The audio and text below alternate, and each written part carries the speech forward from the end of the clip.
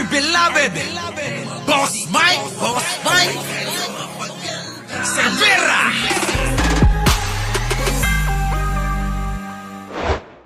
Pa raw nahugot si former House Speaker Martin Romualdez. Ito na mga kababayan, sapat to. Ewan ko na. O sige ito, pakinggan nyo. Sa kanyang pag-resign, kasama sa dahilan ang hindi pag-uwi ni Congressman Zaldico sa Pilipinas na dawit sa flood control project scandal. May Agenda Weekend Report si Mavic Trinidad ng Abante. Nakahanap naman ng dahilan si Speaker. Sa totoo lang mga kababayan, bata mo yan Di ba? Bata mo si Zaldico. Anak ng pating na yan, oo. Bakit hindi makauwi? Bakit ayaw umuwi? Anong kinatatakot? O ayaw nyo talagang pauwiin? Ano po, mga kababayan, ha? Alam kong may mga naniniwala pa rin kaya Speaker, ano? Pero mga kababayan ko, tayo para labanan ang korupsyon. Ngayon, kung mamimili lang tayo, sabi ko nga, kung sino lang yung dapat nating batikusin, wag na lang, ano? Wag na lang. Oo. Kayo na lang yan, ano? Ako hindi ho. Oo. Basta nakikita kong mali, nakikita ko na ako'y meron pong ipaglalaban. Titirahin ko yan, mga kababayan. Ang tagal ko nang sinisabi yan. Diba?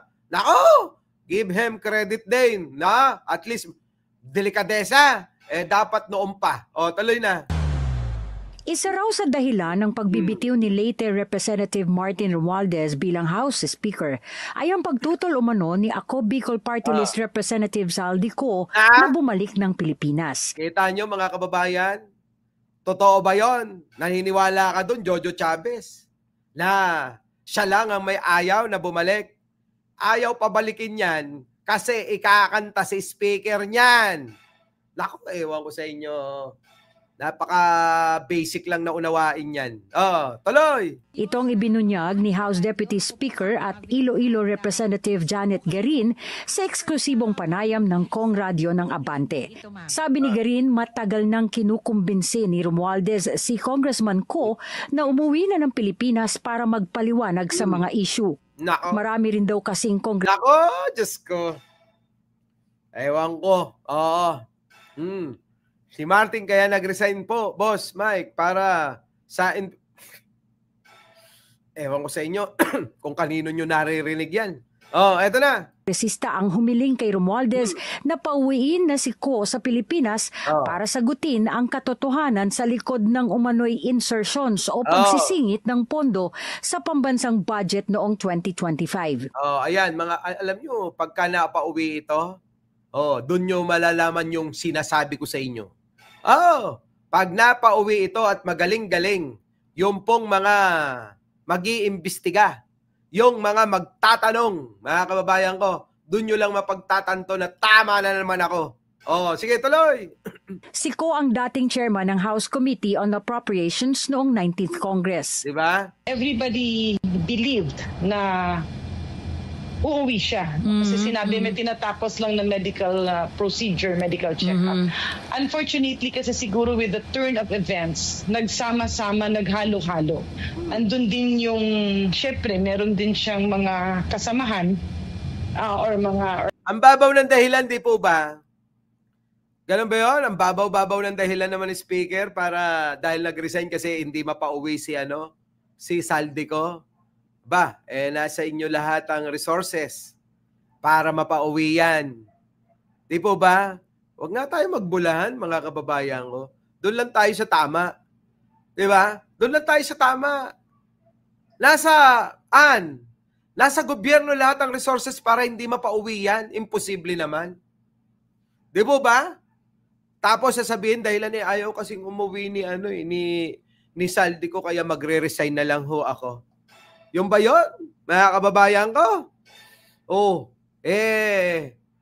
Mga kababayan sa totoo lang, magkadikit yan dalawa na yan. Isang salita niya lang kung gugustuhin talaga. Na mapauwi yan, uuwi yan. Pag si Speaker nagsalita, Saldi, umuwi ka. Uuwi yan. Oh. Kaya yung sinasabi na, kasi ayaw umuwi ni Saldi ko, pinipilit ko na bumalik dito, ayaw Kaya magre-resign na lang ako. Babaw nun, mga kababayan. Napakababaw. Ano? Babaw. Kaya, naku, syempre alam nyo na, sila-sila. Di ba? Sila-sila. Oh, magtatakipan. Pinapauwi na din siya ni Sandro. Oh. Sandro, naku. Ang gawin mo, puwersahin mo na. Gawin nyo na lahat. Gumawa na ng kaparaanan, sampa na ng kaso, etc. Di ba? Para wala nang masabi rin yung ilan. Kasi nagiging bagahe nyo. Nagiging bagahe ng mga Marcos itong si Martin Romualdez. Oh, baka nga ho mga kababayan, dahil diyan kay si Speaker, dating Speaker Romualdez, maapektuhan yung pong karir sa politika ng mga Marcoses. Totoo naman yung iba yung mga sinasabi nila. Totoo yun, na maaaring makaapekto. Kasi sumasabit nakasabit yung pangalan ni Martin Romualdez sa mga pangalan ng Marcos Oh, sa tingin nyo, hindi makakaapekto? Makakaapekto yan. Kaya maigi, pauwiin si Saldico, magsalita, imbestigahan, at doon natin malalaman ang katotohanan. Maniwala kayo. Yan, mga kababayan. So, paano? Abangan na lang natin mamaya, mga kababayan, yung pong mga politiko na dadalo diyan po sa isinasagawa ngayon na rally. Diyan po sa Luneta, sa harap po ng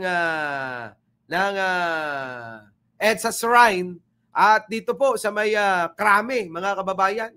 Diyan po sila nagtitipon-tipon. Opo, at meron pa yung pong mga DDS na nasa ilalim po ng mga tulay nagkakasya. Hanggang doon lang po yung dami nila. Nasa ilalim lang na ho ng tulay. Nagkakasya mga DDS. Ayan maliwanag ho para sa mga bagong dating Ayan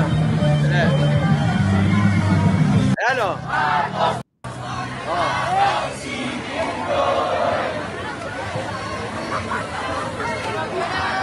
Jinggoy, makukulong ka rin. Jinggoy,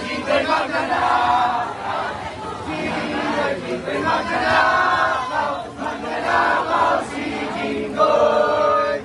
Sara naman, si Sara. Sara magnanakaw. Sara magnanakaw. Sara magnanakaw. Magnanakaw si Sara. So yan ang kaganapan, at syempre pabati daw, sabi ni Mona Luis.